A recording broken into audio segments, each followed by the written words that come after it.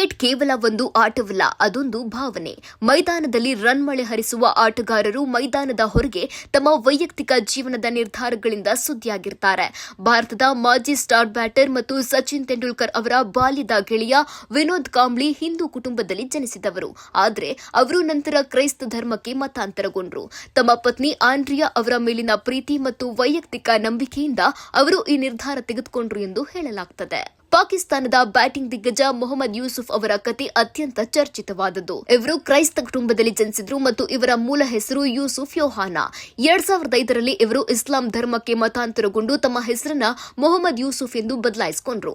ಮತಾಂತರದ ನಂತರ ಇವರ batting form ಅದ್ಭುತವಾಗಿ ಸುಧಾರಿಸಿದ್ದು ವಿಶೇಷ. ಶ್ರೀಲಂಕಾದ ಸ್ಫೋಟಕ ಬ್ಯಾಟರ್ ತಿಲಕರತ್ನೆ ದಿಲ್ಶನ್ ಜನಿಸಿದ್ದು ಮುಸ್ಲಿಂ ಕುಟುಂಬದಲ್ಲಿ.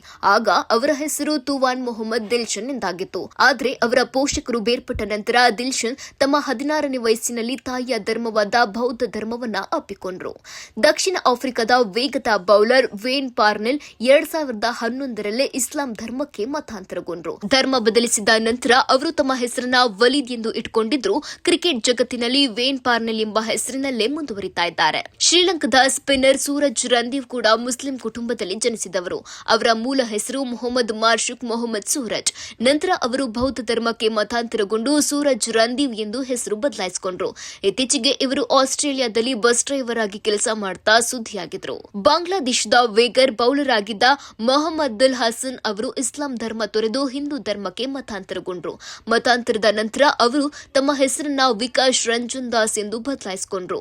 ಇವರು ಬಾಂಗ್ಲಾದೇಶದ ಪರ ಒಂದೇ ಒಂದು ಟೆಸ್ಟ್ ಪಂದ್ಯ ಆಡಿದ್ದಾರೆ. ಇತ್ತೀಚಿನ ದಿನಗಳಲ್ಲಿ ಧರ್ಮ ಬದಲಿಸಿದ ಆಟಗಾರರಲ್ಲಿ ದಕ್ಷಿಣ ಆಫ್ರಿಕಾದ ಸ್ಪಿನ್ನರ್ ಜೋರ್ನ್ ಫೋರ್ಚುಯಿನ್ ಪ್ರಮುಖರು.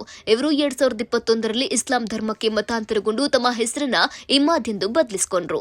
ಈ ಆಟಗಾರರು ತಮ್ಮ ವೈಯಕ್ತಿಕ ನಂಬಿಕೆ, ಕೌಟುಂಬಿಕ ಹಿನ್ನೆಲೆ ಅಥವಾ ವಿವಾಹದ ಕಾರಣಗಳಿಗಾಗಿ ಧರ್ಮ ಬದಲಿಸಿಕೊಂಡಿದ್ದಾರೆ. ಧರ್ಮ ಯಾವುದೇ ಇರಲಿ, ಕ್ರಿಕೆಟ್ ಮೈದಾನದಲ್ಲಿ ಇವರು ನೀಡಿದ ಪ್ರದರ್ಶನ ಮಾತ್ರ ಇತಿಹಾಸದಲ್ಲಿ ಸದಾ ಉಳಿಯುತ್ತದೆ.